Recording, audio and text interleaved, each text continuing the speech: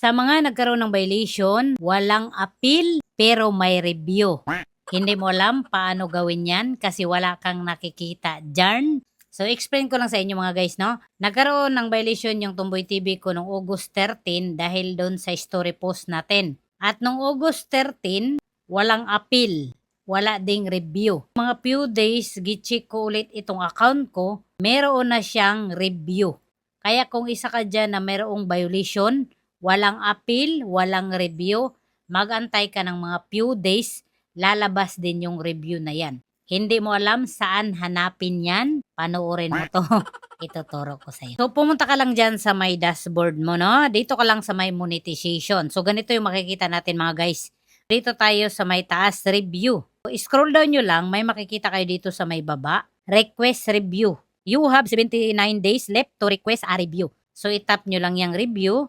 Ito na yung makikita nyo. So, mamili lang kayo dyan. So, ang pinili ko dito, itong pangatlo. Kayo nang bahala no kung ano yung pipili nyo. Tap continue. Ganyan na yung magiging itsura niya. Then submit. August 24 ako nag-submit ng review. Kailangan daw natin mag-antay at least 7 days. Malalaman natin after 7 days kung ano yung result sa pagpa-review natin. Itong violation na to, abot siya ng 3 months. Kasi August tayo nagkaroon ng violation. So nakasulat dito November 11 daw mawala itong violation na to. So halos 3 months siya. At nakasulat din dito na hindi daw tayo pasasahurin kasi nga nagkaroon tayo ng violation. Pero so far naman, pinasahod tayo sa stars. Kaya tayo kumita dyan, kaya tayo sumahod dyan kasi binigayan sa atin or nag-subscribe sila sa atin. Pero kapag meron kang kagay sa akin na live ads at content monetization, hindi yan ibibigay. Yan yung ma-on-hold yung payout mo. At isa pa mga guys, mas maganda kapag nagpa-review kayo, na-delete nyo na yung specific content na nag-cause ng violation.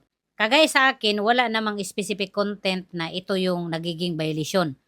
Feeling ko lang, yun yung nagiging dahilan. Kaya ang ginawa ko, dinelete ko yung content ko na yun. So kung isa ka dito na nagkaroon ng violation at alam mo sa sarili mo na posible na yung content na yun, yun yung nagkaroon ng violation, i-delete mo na bago ka magpa-review. At syempre, kung hindi mo alam kung ano yun, mahirapan ka talagang mag-delete. Mas maganda pa rin talaga kung alam natin kung ano yung pwede at hindi pwede para matukoy natin, ma-verify natin at ma-delete natin yung content na nag-cause ng violation. So, i-update ko lang kayo kung ano yung magiging result sa review kasi nakasulat naman dito 7 days or mas higit pa. Kung may katanungan kayo pagdating sa account, pwede ka mag-comment dito at gagawa natin ng content yan. Thank you for watching.